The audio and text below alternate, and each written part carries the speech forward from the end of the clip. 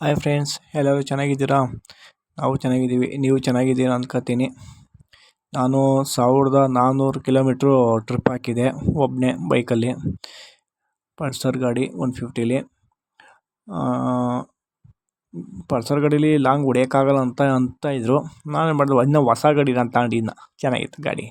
ಹೊಸ ಗಾಡಿ ಅಲ್ವ, ನಾನು ಹೋಗಿದ್ದೆ, ಟ್ರಿಪ್ ಹಾಕಿದ್ದೆ. ಈಗ ನಾನು ಬೇಲೂರು ಮುಗಿಸ್ಕೊಂಡು ಬೇಲೂರು ಕಡೆಯಿಂದ ಹೋಗೋಕೆ ಸ್ಟಾರ್ಟ್ ಮಾಡಿದ್ದು. ನಾನು ಬೇಲೂರು ಮುಗಿಸ್ಕೊಂಡು ಬೇಲೂರಿಂದ ಅನ್ನಪೂರ್ಣೇಶ್ವರಿಗೆ, ಶೃಂಗೇರಿಗೆ, ಹೊರನಾಡು, ಮುರುಡೇಶ್ವರ, ಉಡುಪಿ ಎಲ್ಲ ಫುಲ್ಲು ಆಲ್ರೌಂಡ್ ಅಂದ್ಕೊಳ್ಳಿ. ಫುಲ್ಲು ಆಲ್ರೌಂಡ್ ಹೋಗಿದ್ದೆ ನಾನು. ಹೋಗ್ಬೇಕಾದ್ರೆ ಒಂದು ಘಟನೆ ನಡೀತು ಫ್ರೆಂಡ್ಸ್. ಜೀವನದಲ್ಲಿ ಯಾವತ್ತೂ ಅಷ್ಟೊಂದು ಘಟನೆ ಹೆದ್ರ್ಕೊಂಡಿರ್ಲಿಲ್ಲ ನಾನು. ಅಷ್ಟು ಭಯ ಬಿದ್ದುಬಿಟ್ಟೆ ನಾನು. ಅದನ್ನು ನಿಮಗೆ ಲಾಸ್ಟಲ್ಲಿ ಹೇಳ್ತೀನಿ, ನಿಮಗೆ ಏನು ಸ್ಟೋರಿ ಆಯಿತು, ಎತ್ತಾಯಿತು ಅಂತ. ಸಖತ್ ಭಯ ಬಿದ್ದುಬಿಟ್ಟೆ ಮಾತ್ರ ನಾನು. ಸಿಂಗಲ್ ಒಬ್ಬನೇ ಹೋಗ್ತಾಯಿದ್ದು, ಯಾರ ಜೊತೆಲಿ ಯಾರೂ ಇರಲಿಲ್ಲ. ಜೊತೆಲಿ ಇದ್ದಿದ್ರೆ ಅಷ್ಟೊಂದು ಭಯ ಆಯ್ತಿರಲಿಲ್ಲ. ಒಬ್ಬನೇ ಅಲ್ವ ಹೋಗ್ತಾಯಿದ್ದು, ಸ್ವಲ್ಪ ಭಯ ಆಗೋಯ್ತು ಅಲ್ಲಿ ಸೆಂಟ್ರಲ್ಲಿ ಎಲ್ಲೋ. ಅದನ್ನು ಲಾಸ್ಟಿಗೆ ಹೇಳ್ತೀನಿ ನಿಮಗೆ. ಈಗ ವಿಡಿಯೋ ಸ್ಟಾರ್ಟ್ ಮಾಡಿದ್ದೀನಲ್ಲ, ಈಗ ಬರೀ ರೆಕಾರ್ಡ್ ಮಾಡಿದ್ದೀನಿ ಅಷ್ಟೇ. ಇದು ಅನ್ನಪೂರ್ಣೇಶ್ವರಿ, ಹೊರನಾಡು. ಇಲ್ಲಿ ಬರೋಷ್ಟೊತ್ತಿಗೆ ನಾನು ಮನೆ ಬಿಟ್ಟಿದ್ದು ಬೆಳಗಿನ ಜಾವ 5 ಗಂಟೆಗೆ. ಅಲ್ಲಿಂದ ಬೇಲೂರು ಬಂದೆ. ಬೇಲೂರು ಮಧ್ಯಾಹ್ನ ಹತ್ತತ್ರ ಆಗಿತ್ತು.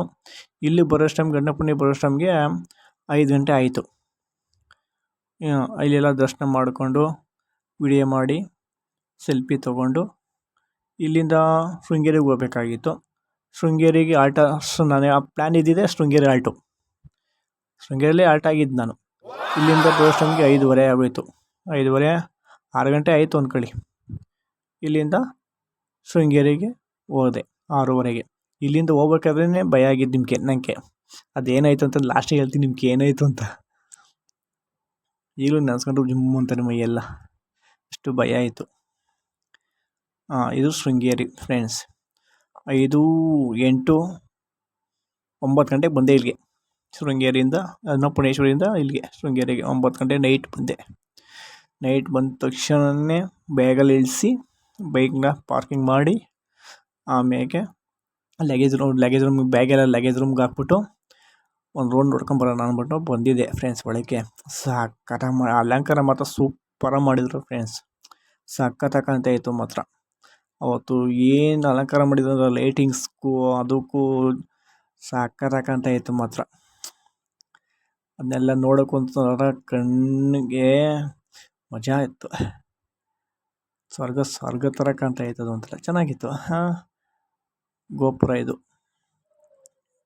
ಇದು ಬೆಳಗಿನ ಜಾವ 5 ಎದ್ದು ಮಣಿಕೊಂಡಿದ್ದು. ನೈಟ್ ಮಣಿಕೊಂಡಿದ್ದು. ಬೆಳಗಿನ ಜಾವ ಅಲ್ಲೇನೇ ಬಿಸಿನೀರು ಕೊಟ್ಟಿದ್ರು.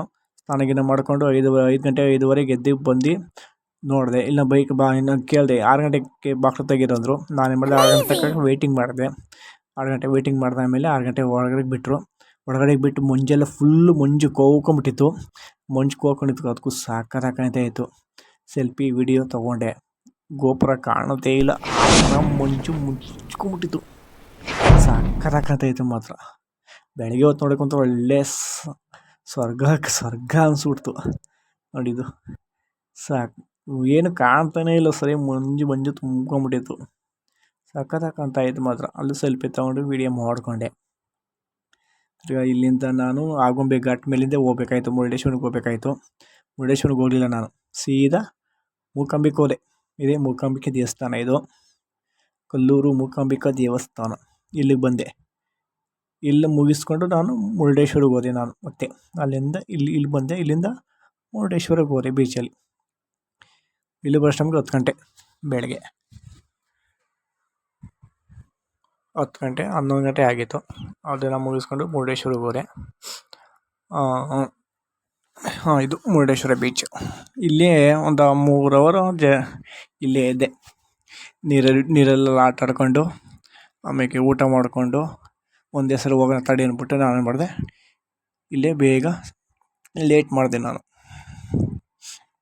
ಇಲ್ಲೆಲ್ಲ ಬೀಚಲ್ಲಿ ಆಟ ಆಡ್ಕೊಂಡು 2 ಅವರ್ ಬೀಚಲ್ಲಿ ಆಟ ಆಡಿದೆ. ದೋಣಿ ಇತ್ತು, ಅದರಲ್ಲೂ ಒಂದು ಹೋಗಿದ್ದೆ, ಚೆನ್ನಾಗಿತ್ತು. ಅಲ್ಲಿ ತನಕ ಕರ್ಕೊಂಡೋಗಿದ್ದು ಸೆಂಟ್ರ್ ತನಕ ಭಯ ಆಗೋಯ್ತು ನನಗೆ. ಯಾವತ್ತೂ ಹೋಗಿರಲಿಲ್ಲ. ಸ್ವಲ್ಪ ಭಯ ಆಯಿತು. ಆಮೇಲೆ ತಿರ್ಗಾ ರಿಟರ್ನ್ ಕರ್ಕೊಂಬಂದ್ಬಿಟ್ರು. ಊಟ ಮಾಡ್ಕೊಂಡು ಇಲ್ಲಿ ಮಧ್ಯಾಹ್ನ 2 ಗಂಟೆಲೇನೋ ಬಿಟ್ಟೆ ನಾನು. ಬೀಚ್ ಸೂಪರಾಗಿ ಕಾಣ್ತಾಯಿತ್ತು ಮಾತ್ರ, ಸಾಕತ್ತಾಗಿ ಕಾಣ್ತಾರೆ ಮಾತ್ರ.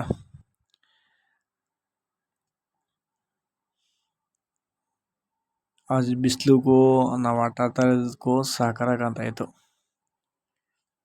ಈಗ ಇಲ್ಲಿ ಮುರುಡೇಶ್ವರದಿಂದ ಒಂದು ಉಡುಪಿಗೆ ಹೋಗ್ಬೇಕಾದ್ರೆ ಒಂದು 2 ದೇವಸ್ಥಾನ ಸಿಗ್ತವೆ ಫ್ರೆಂಡ್ಸ್. ಅದನ್ನು ಯಾವತ್ತೂ ಮಿಸ್ ಮಾಡ್ಕೊಳಕ್ಕೆ ಹೋಗಬೇಡಿ.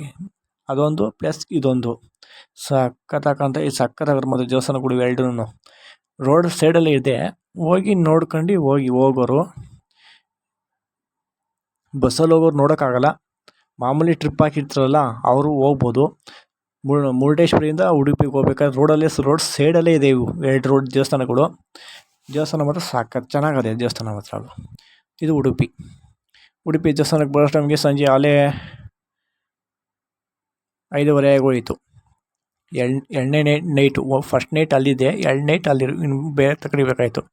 ಇದು 5:30ಗೆ ಇಲ್ಲಿ ಇದ್ದೆ ನಾನು. ಇಲ್ಲಿಂದ ನಾನು ಇತ್ಕೋಬೇಕಾಗಿತ್ತು ನನಗೆ.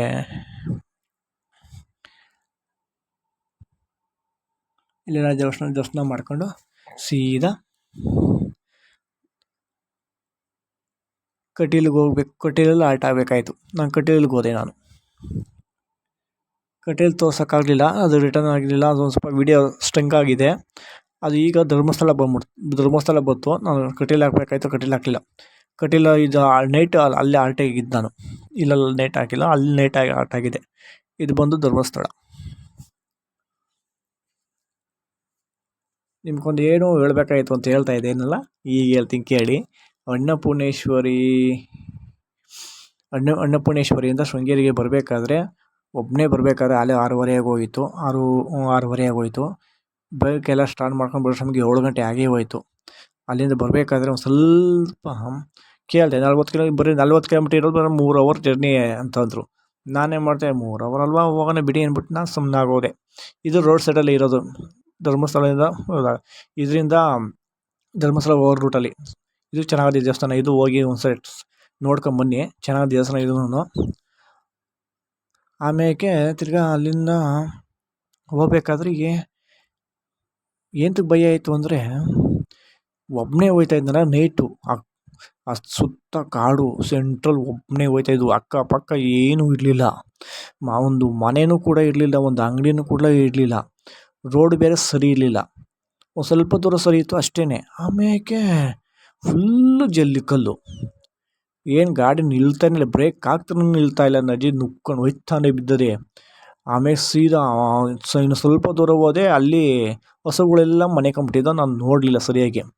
ಬೇಗ ಹೋಗ್ಬಿಡೋಣ ತಡೆ ಅಂದ್ಬಿಟ್ಟು ಫಾಸ್ಟಾಗಿ ಹೋಗ್ತಾ ಇದ್ನಲ್ಲ. ಆಮೇಲೆ ಏನು ಮಾಡೋದು, ಹೊಸ ಅಡ್ಡ ಬಂದ್ಬಿಡ್ತು. ನನಗೆ ಭಯ ಆಗೋಯ್ತು, ಚಿರತೆ ಬಂದ್ಬಿಡ್ತೀನಿ ಅಡ್ಡ ಅಂತ. ಜೀವ ಡಗ್ಗನ್ಬಿಡ್ತು. ಜೀವನ ಬಿಗ್ಗೆಗೆ ಇಟ್ಕೊಂಡು ಮುಂದಕ್ಕೆ ಹೋಗ್ತಾಯಿದ್ದೆ. ತಿರ್ಗಿ ಇನ್ನೊಂದು ಮರ ಬಿದ್ದೋಗಿತ್ತು. ಅದು ರೋಡ್ ಸೈಡ್ ಬಿದ್ದಲ್ಲ, ರೋಡ್ ಪಕ್ಕದಲ್ಲಿ ಬಿದ್ದೋಗಿತ್ತು. ಅದು ಬೇರೆ ಅದು ಒಂದು ಸ್ವಲ್ಪ ಏನೊಂಥರ ಕಾಣ್ಬಿಡ್ತು ನಮಗೆ. ಇದು ಭಯ ಆಗೋಯ್ತು.